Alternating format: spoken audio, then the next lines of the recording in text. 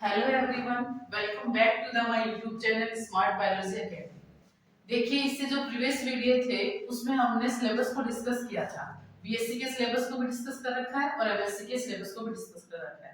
लेकिन अभी इसी वर्ष 2023 में क्या हुआ, जो शेखावट यूनिवर्सिटी है उसने क्या किया, जो आपकी एनुअल वो चलता था सिलेबस, उसको उसने क्या किया, सेमेस्टर वाइज डिवाइड कर दिया। तो देखिए, जो फर्स्ट सेमेस्टर है उसका आपका पेपर भी हो चुका है अभी और रिजल्ट भी आउट हो चुका है। अब अपन बात करते हैं बीएससी फर्स्ट ईयर के सेकंड सेमेस्टर की। अब ये जो सेमेस्टर है ये अपन कहाँ लागू कर रहे हैं, पीडीएसयू यूनिवर्सिटी से। देखना, कई बच्चों के कमेंट ऐसे आते हैं कि मैम ये सिलेबस किस किस यूनिवर्सिटी के लिए वैलिड है। देखो बच्चों, पहली बात तो ये है कि लगभग यूनिवर्सिटी से सिलेबस क्या होता है, सेम आता है। लेकिन हम स्पेसिफिक बात कर रहे हैं तो कौन सी यूनिवर्सिटी की बात कर रहे हैं, पीडीएस यूनिवर्सिटी। पीडीएस यूनिवर्सिटी में जो सेकंड सेमेस्टर है वो हम किसके पेपर की बात कर रहे हैं, जूलॉजी के पेपर की। तो जूलॉजी का जो सेकंड सेमेस्टर होने वाला है, आज हम उसके सिलेबस को डिस्कस करते हैं। देखो, सबसे पहले टॉपिक पे जंप करने की बजाय मैं आपके साथ सिलेबस को डिस्कस करती हूँ। तो देखिए, इसके अंदर क्या कर रखा है, आप लोगों के 4 सेक्शन में इस सेमेस्टर को डिवाइड कर रखा है, सेक्शन ए, बी, सी और डी। तो जो सेक्शन ए है और सेक्शन बी है उसके अंदर क्या कर रखा है, आपके जितने भी वर्टिब्रेट्स के टॉपिक हैं उनको इंक्लूड कर रखा है। जो वर्टिब्रेट्स के अंदर टॉपिक चलते हैं उनको किसके अंदर इंक्लूड कर रखा है, सेक्शन ए के अंदर। तो देखिए, सेक्शन ए के अंदर अपन पहले टॉपिक की बात करते हैं या यूनिट की बात करते हैं। तो पहली यूनिट आपकी कौन सी चलेगी, इंटेग्युमेट्री सिस्टम, ठीक है। दूसरी यूनिट जो है वो कौन सी चलेगी, स्केलेटल सिस्टम। अब इस यहाँ स्केलेटल सिस्टम जो दिया गया है, कंकाल तंत्र जिसको अपन हिंदी में बोलते हैं, यहाँ कंकाल तंत्र के बारे में अपने को क्या करनी है, कंप्लीट स्टडी करनी है। इसके अंदर साफ साफ लिख भी रखा है कि overview of skeletal, brief account of distal arteries, ठीक है। सेकंड जो टॉपिक है या यूनिट है वो किसकी है, डाइजेस्टिव सिस्टम की। अब जो डाइजेस्टिव सिस्टम होता है, अगर हम ह्यूमन की बात करें या किसी भी और एनिमल की बात करें तो वो क्या होता है, मोस्टली दो पार्ट से मिलकर बना होता है। एक पार्ट कौन सा होता है, एलिमेंट्री कैनाल का, और दूसरा कौन सा होता है, डाइजेस्टिव ग्लैंड का। तो जो डाइजेस्टिव सिस्टम है उसके अंदर अपन क्या पढ़ेंगे, एलिमेंट्री कैनाल और डाइजेस्टिव ग्लैंड्स के बारे में स्टडी करेंगे, ठीक है। नेक्स्ट जो यूनिट है उसके अंदर क्या दे रखा है, रेस्पिरेटरी सिस्टम। जो ए सेक्शन की लास्ट यूनिट है उसके अंदर आपको किसकी स्टडी करनी है, रेस्पिरेटरी सिस्टम की स्टडी करनी है। अब रेस्पिरेटरी सिस्टम अपन किससे करते हैं, जैसे अपन करते हैं लंग्स के द्वारा, ठीक है। कुछ जो फिशेस होती हैं वो किसके द्वारा करती हैं, जैसे फिशेस होती है वो गिल्स के द्वारा भी करती हैं, एयर सैक के द्वारा भी करती हैं, स्विम ब्लैडर के द्वारा भी करती हैं। तो अपने को क्या करना है, वर्टिब्रेट एनिमल्स में रेस्पिरेटरी सिस्टम की स्टडी करनी है। ये अपन ने बात कर ली है कंप्लीट ए सेक्शन। अब अपन बात करते हैं बी सेक्शन में। तो सेम एज इट जो आपको ए सेक्शन में बताया गया है वैसे ही 4 टॉपिक या 4 यूनिट इसके अंदर इंक्लूड है। फर्स्ट यूनिट अपन यहाँ किसको कंसीडर करते हैं, सर्कुलेटरी सिस्टम। सर्कुलेटरी सिस्टम के बाद में अपन क्या कंसीडर करते हैं, यूरोजेनिटल सिस्टम। देन उसके बाद में अपन किसकी स्टडी करते हैं, नर्वस सिस्टम की। नर्वस सिस्टम के अंदर हम इसके अंदर किसकी स्टडी करेंगे, ब्रेन की।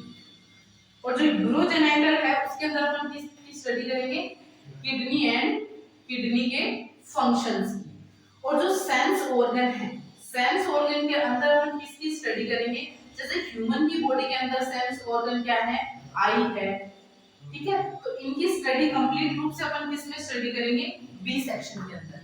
तो ये जो दोनों सेक्शन है उसके अंदर आपको किसकी स्टडी करनी है, वर्टिब्रेट्स एनिमल की स्टडी करनी है।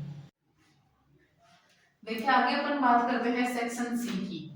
तो जो सेमेस्टर सेकंड है उसमें सेक्शन सी और सेक्शन जो डी है वो टोटली किसका है, जो आपके पहले चलती थी डेवलपमेंट बायोलॉजी। कंप्लीट जो डेवलपमेंट बायोलॉजी है वो किसके अंदर दे रखी है, सेक्शन और सेक्शन डी के अंदर, सॉरी सेक्शन सी और सेक्शन डी के अंदर, ठीक है। अब जो सेक्शन सी है उसके अंदर यूनिट फर्स्ट दे रखी है, उसके अंदर आपको क्या पढ़ना है, डेवलपमेंट बायोलॉजी की हिस्ट्री एंड स्कोप के बारे में स्टडी करनी है। उसके साथ साथ ही अपन क्या देखते हैं कि इसके अंदर आपको क्या करनी है, एपिजेनेसिस की थ्योरी भी पढ़नी है, साथ साथ स्पेसिफिकेशन, डिटरमिनेशन, डिफरेंशिएशन और एम्ब्रियोनिक इंडक्शन के बारे में भी आपको स्टडी करनी है। नेक्स्ट जो यूनिट है उसके अंदर आपको क्या पढ़ना है, गैमेटोजेनेसिस, स्पर्मेटोजेनेसिस, oogenesis और उसके साथ साथ में क्या पढ़ना है आपको, फर्टिलाइजेशन और क्लीवेज। कहने का मतलब क्या है कि जो ह्यूमन है उसकी कंप्लीट जो डेवलपमेंट स्टडी होती है कि जो लार्वा से लेकर एडल्ट का फॉर्मेशन कैसे होता है। जैसे पहले क्या होगी, एग सेल का फॉर्मेशन होगा, उसके बाद में क्या होगा, स्पर्म सेल का फॉर्मेशन होगा, देन उसके बाद में क्या करेंगी, सेल फर्टिलाइज होंगी और फर्टिलाइज होने के बाद में क्या होता है, लास्ट में एक एडल्ट एम्ब्रियो का फॉर्मेशन होता है। उसकी स्टडी आपको साथ साथ में किसके अंदर भी करनी है, फ्रॉग के अंदर भी स्टडी करनी है। नेक्स्ट जो सेक्शन है वो कौन सा सेक्शन है, सेक्शन डी। सेक्शन डी के अंदर भी जो यूनिट दे रखी है वो किसके अंदर इंक्लूड की गई है, डेवलपमेंट बायोलॉजी के अंदर। अब इसके अंदर जो फर्स्ट यूनिट है उसके अंदर आपको किसकी स्टडी करनी है, metamorphic events of life cycle of frog, कि फ्रॉग के अंदर कौन से मेटामॉर्फिक चेंजेस पाए जाते हैं जब वो लाइफ साइकिल को कंप्लीट करता है। साथ ही साथ उनके अंदर क्या पाए जाते हैं, जो हार्मोन रेगुलेशन है उनकी स्टडी करनी है। सेकंड जो यूनिट है उसके अंदर आपको क्या करनी है, चिप के फॉर्मेशन की स्टडी करनी है।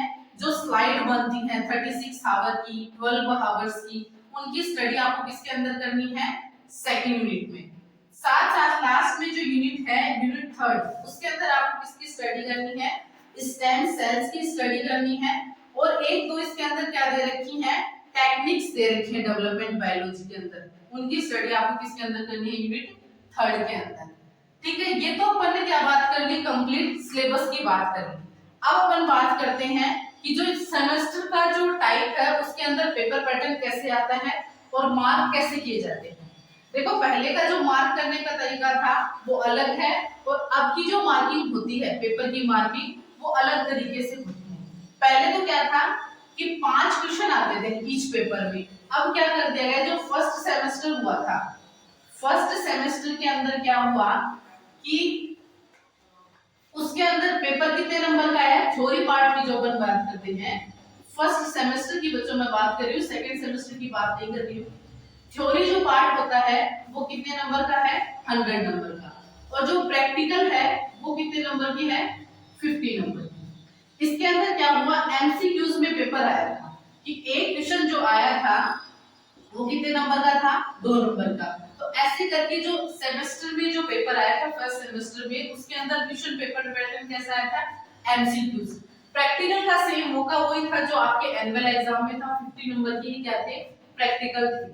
अब ऐसा कह रहे हैं, अभी तक कोई नोटिफिकेशन नहीं आया है कि इस बार जो सेकंड सेमेस्टर है उसके अंदर जो सेम पहले वाला पैटर्न था कि 8 छोटे क्वेश्चन आएंगे और 4 आपको क्या दिखेंगे, लॉन्ग क्वेश्चन, और बाकी के क्या होंगे, 50 नंबर आपके प्रैक्टिकल के।